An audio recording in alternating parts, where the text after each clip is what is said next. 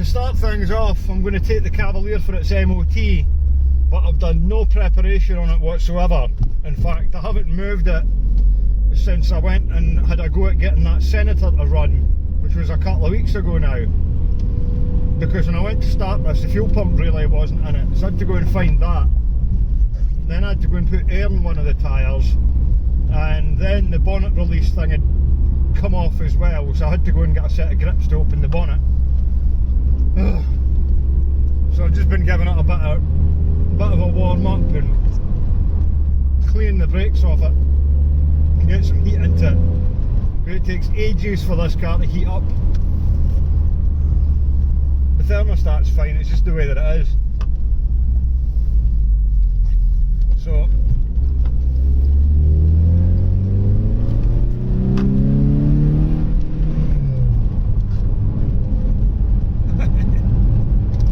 it's well faster than anything else.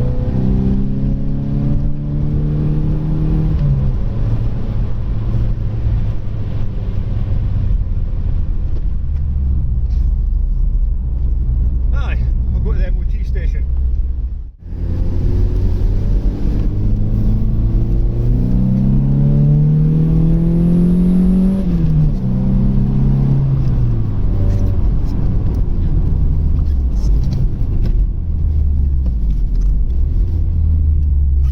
Get some heat in it.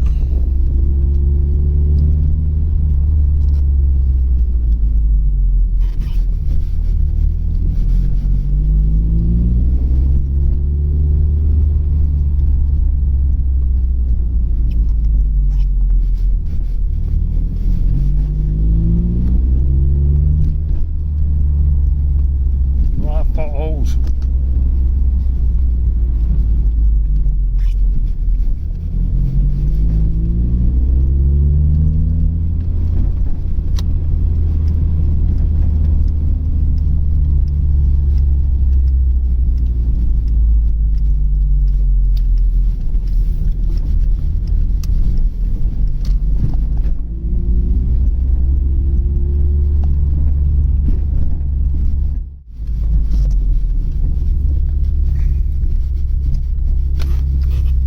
That's one hell of a speed bump. Ugh. Oh, the first one in this morning, so.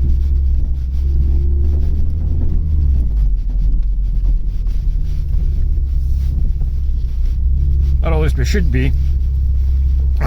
Not to worry, I'm going to get the bonnet open.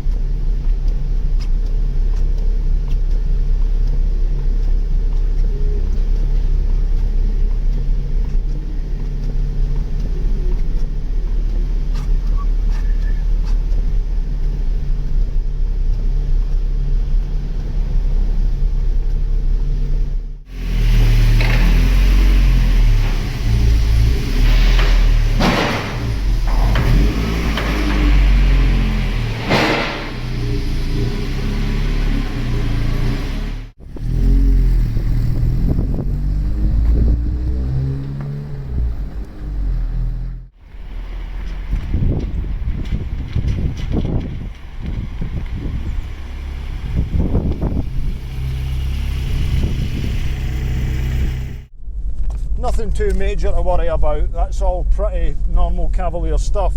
It doesn't help that the car hasn't really been used too much in 2021 because I've been working from home.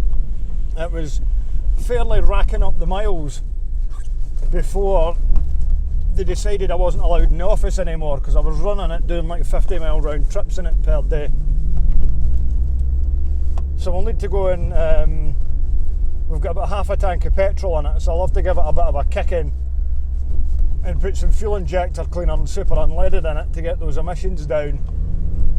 And I'm going to have to get that Nova mobile so it's off the ramp, because I'm not lying about in the ground trying to sort welding and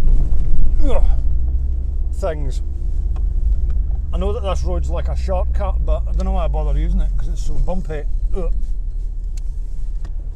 But we're going to have to get some heat into the car and get it all loosened off again.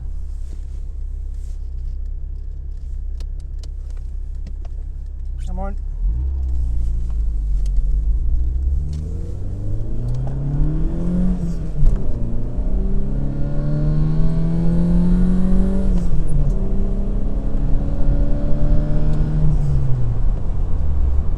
Still goes well though.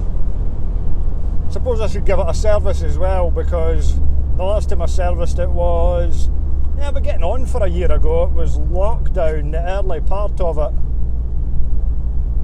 I sorted the exhaust on it because it was falling to bits, and what else did I do to it?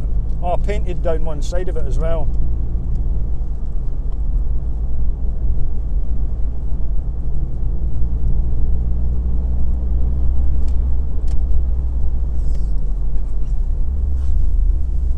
See, the Mercedes Benz from last week is still lying on its side in the field. Take it nobody's bothered about coming to get it.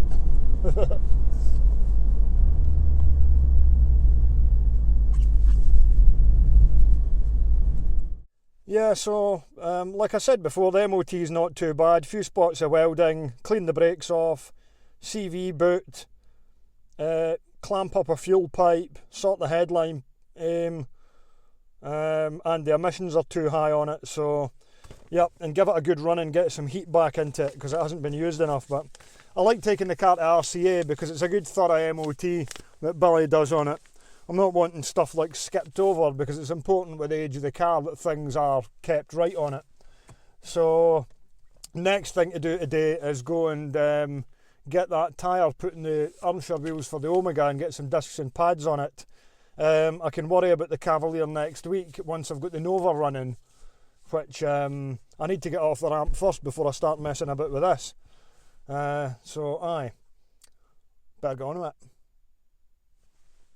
Okay, so there's been a bit of a delay with getting the Cavalier work done for the MOT, but that's because I want to do it all in one go and because I've been waiting for parts to arrive. Look, front jacking points. Finally, I've been waiting for them to turn up again for a long time, so I've got them to weld up at the front, which is really good. And I've also got a pair of new rear brake calipers. I did put one caliper on the back new and one caliper on the front new, so I'm going to do the other two, so they're all brand new now. And here's a front one that I got as well. So that'll give it 4 fresh calipers all the way around, and I also managed to get, which it doesn't need, but brake back plates for the early model, so I can build up a set of rear brake disc hubs complete from stuff that I've got lying down the unit, which is really good. And I got some other service bits and pieces, clear grease, copper grease, electrical cleaner, GT85, tons of brake cleaner I've been splashing out, and I also got handbrake and clutch cables for the Nova as well, so I can get on with all those things. Oh yeah, spot weld drills, so I can take those manky old jacking points off the Cavalier properly, yeah. So, back to the Omega.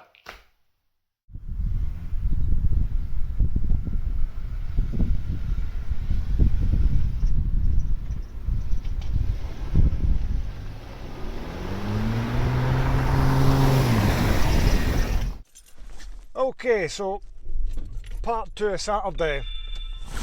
We shall go down to Brian's and we'll go and get these lovely Irmscher wheels fitted onto the Omega, which also includes changing over one tyre, and I'll do the spark plugs in it because I did them when I first got it, so that's a couple of years ago now. Probably don't really need done, but we'll just do them anyway for the sake of some video content.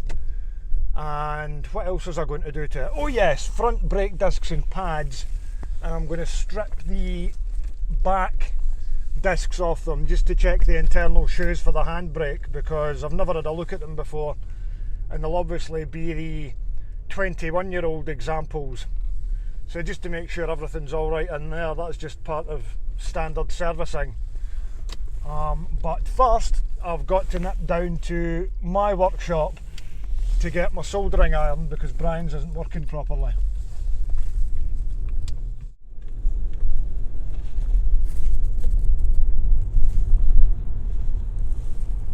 As you can see, the 20-mile-an-hour speed limit is very much adhered to everywhere by everyone in West Lothian. Only kidding, it's completely ignored. Oh look, some Highland coos. That one's called Hamish.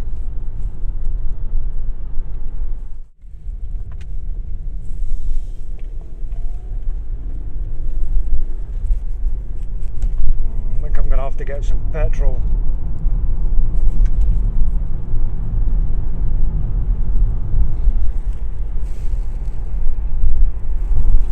Okay, see, I definitely think this has loosened up quite a lot since I got it. It feels quite responsive and lively, even though it's got that standard flywheel on it. And I was thinking I was going to sell this when I get the Vectra Elite back up the road, on the provision that the Vectra Elite is going to be reliable, because I don't need two big estate cars. And I was thinking about what I should put this up for to sell it. And in the past sort of couple of weeks, the price of old cars just seems to be going crazy. And I know that there's like a trend on Facebook and eBay with certain sellers to vastly inflate the price of vehicles, and I think it's just to get some publicity. But on the other hand, it does look like the price of things are going up. And it's like, what price tag do I put on an Omega with 24,000 miles on it? Should I even sell it? I mean, if I keep it, I would like to go and put a lightened flywheel in it.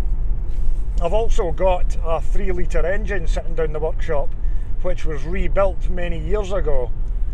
However, I'm unwilling to remove an engine that's done such little mileage as this has. So I would probably just leave it alone for the time being. Besides the point, it looks like it's a fair old job to remove the engine in one of these. The gearbox is, on the other hand, pretty straightforward because it's rear-wheel drive. That's easy enough to access. So I shall continue to think about that, because we'll just see how good this Vectra C is when I finally get it back up the road. Because the Omega is obviously absolutely spot on. The only thing that really counts against it is it's a little bit heavy on petrol. But on the other hand, I'm not doing the huge amount of mileage I was before, and it's also business miles, so I get the fuel back anyway. Decisions. I don't know what to do. Okay, just in quickly to grab the soldering iron for Brian. See what Kenzo's been up to with his Nova. Painting things when it's still too cold. But aye, that is a job for tomorrow. Now I've got the radiator.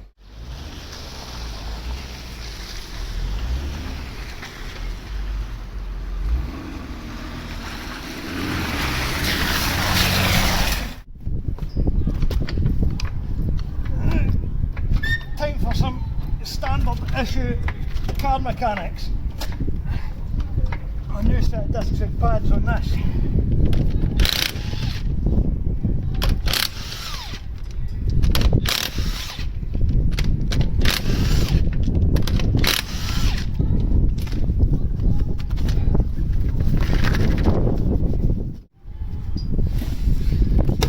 these are Lucas calipers, and yeah, I need to get a set of mole grips into that. I just need to grab this. There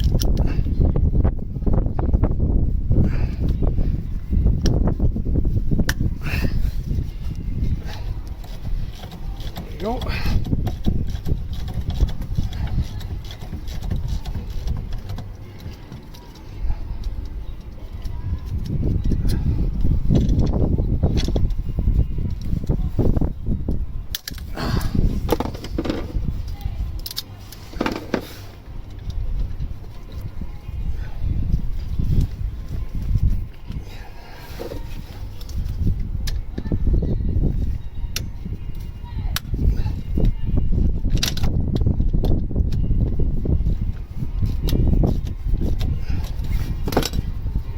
Now, this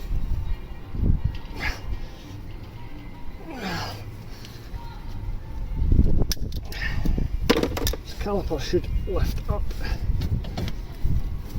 Yes, it does. What are pads like? That's quite a lot of meat on them, but they don't want to come out too easily.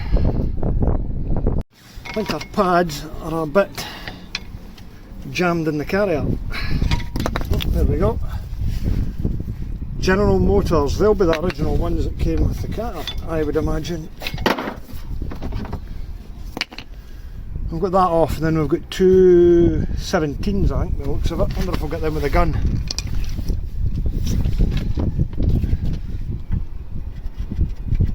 Are they 17s or are they 18s? They are 18s.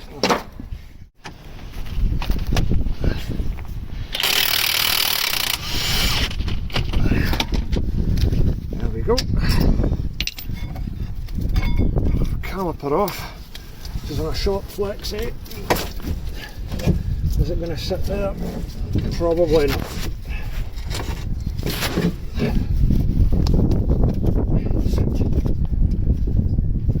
We'll do it now.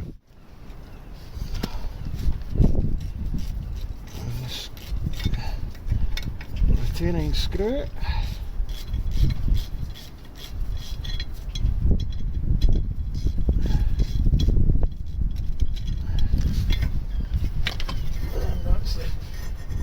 Disc off. I'm going to sit there just now. Cool. It's not too bad at all, really, but that's not too bad at all. But seeing as we're here, we'll just replace a lot. I'm just going to remove the caliper carrier so I can get that all nice and cleaned up with a brush grinder.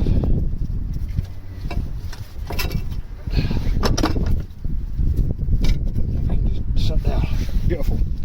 You can see in the caliper carrier there's like years and years of crud built up on it, so we need to get that spotless using the brush grinder, otherwise your pads are just going to stick in place and the brakes won't work properly.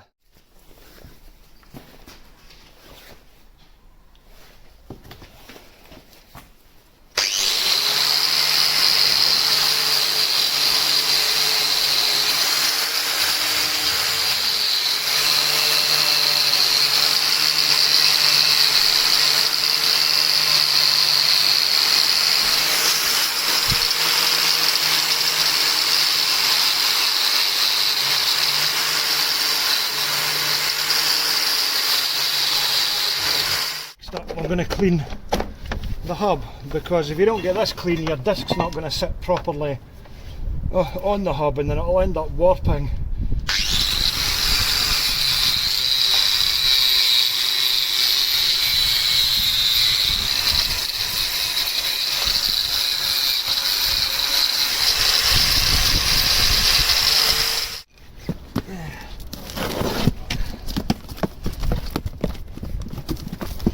Brake discs.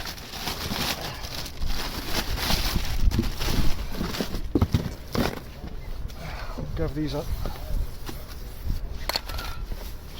clean off with a spot of brake cleaner.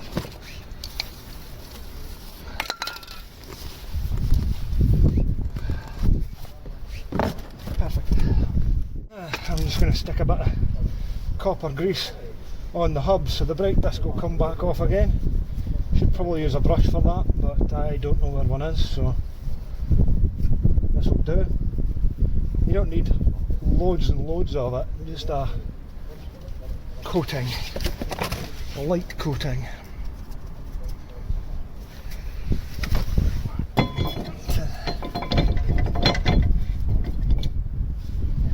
Can go into there.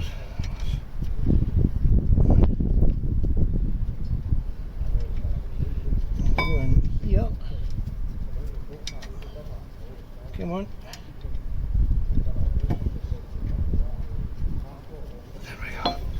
Once that's started, roll one,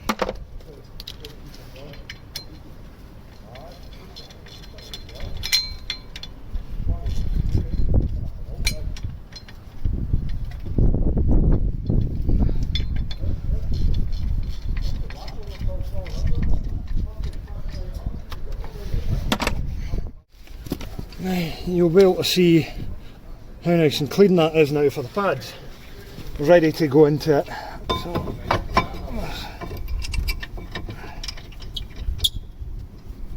and watch that ABS sensor cable there, I don't want to snag that.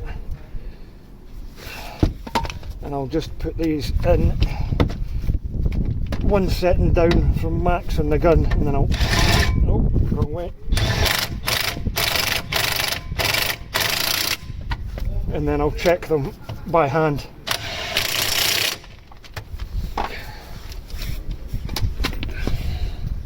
It's the same again for the brake pads. You don't need loads and loads of copper grease. You just need some along the running edges of them where they slide. Put the back there.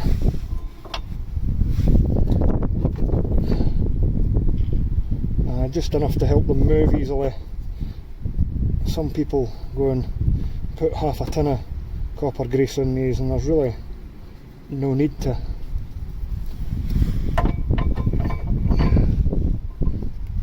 Beautiful. Right, go and push the piston back in the caliper now. Before you push the piston back, you should take the cap off the master cylinder, because when you push the fluid back, if it's been topped up, it needs somewhere to go, and you can end up knacking the seals in the master cylinder if you don't do that. Okay, so I'm going to just shove the caliper back using a set of silk clamps.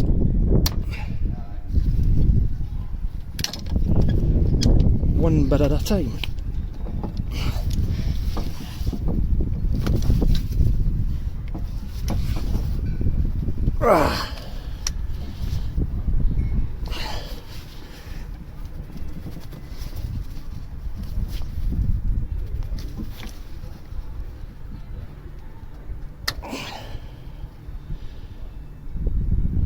There we go.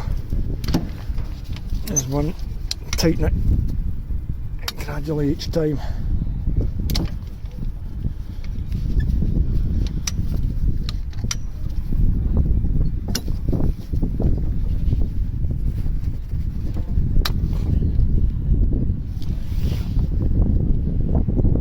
That's our piston fully pushed back, so we can now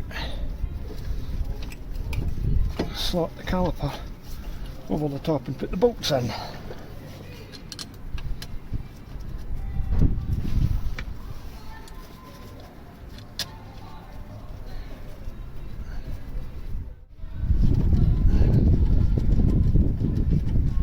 Tighten up.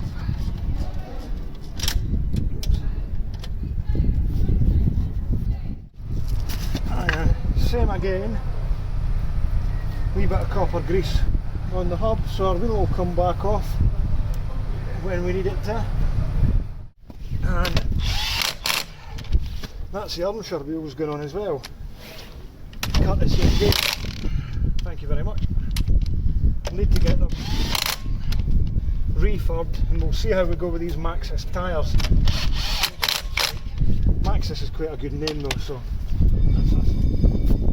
we are sorted. You can see there on the inside of the disc, it's just starting to go a little bit, getting a very slight judder off it. I mean, they'll probably be alright, they would pass an MoT, but you know, good practice just to replace them. Give me something to do a YouTube video about, you know. Right, so next on the agenda is we're going to take the back discs off because they've got the handbrake shoes inside them, and we'll just get a look at the overall condition of everything, make sure it's all okay. It's a pair of 19s holding the caliper on at the back, which I can't get with the gun because the shock absorber's on the road. That's okay. I wonder if these have ever been out before. Look at the thread lock on them. The caliper should just now ease off. And just got a bit, watch the brake pipe. Yeah, so you can just balance there. We're not going to kick the brake pipe out of shape, and it's going to be the same again. We're going to get the retaining screw off. Now we may find that this disc might not come off too easily because it's built a ridge on the inside of it where the shoes press against it. So we shall see. What do we reckon? Never that right. Because there's a ridge on the inside of the disc, I've got to adjust the shoes right the way off, which is done by, there's a little fuel leak you turn with a screwdriver, and that'll slacken everything right the way off.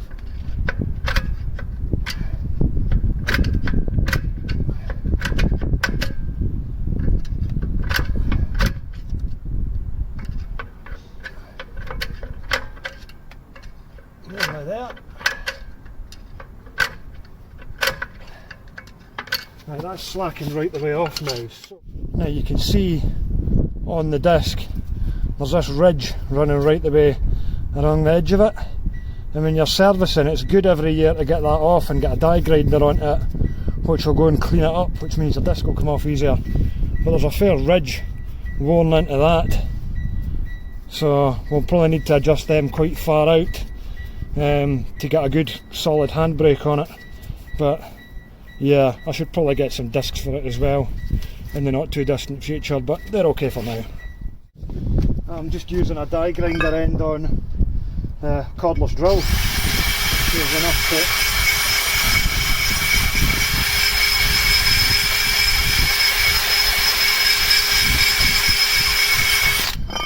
to take all the crud off of this. You can see there, right the way around the inside of the disc, there's no lip on it anymore, which is ideal, which means that'll slide directly back on and we'll get it adjusted back up. That's our adjuster here, so on this side we go this way, and you can see that's what gives you the adjustment in the handbrake shoes, and this is obviously all nice and freed off because it's not done very many miles, but I'll give this a little spray down with brake cleaner and a little clean up anyway to get all the dust and crap out it.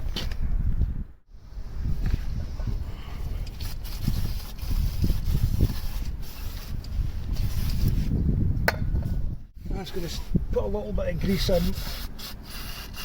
put the handbrake levers and on the adjuster there just to keep everything right, and I'll probably just give this a clean off as well with the cut brush and the grinder while I'm there, just so it's all fresh. We can see exactly the same as before. We've got a really big lip on the inside of that disc, so we'll go and take that off with a drill with a die grinder on it, and then we'll go and adjust this up so we've got a nice tight handbrake with just a few clicks in it again.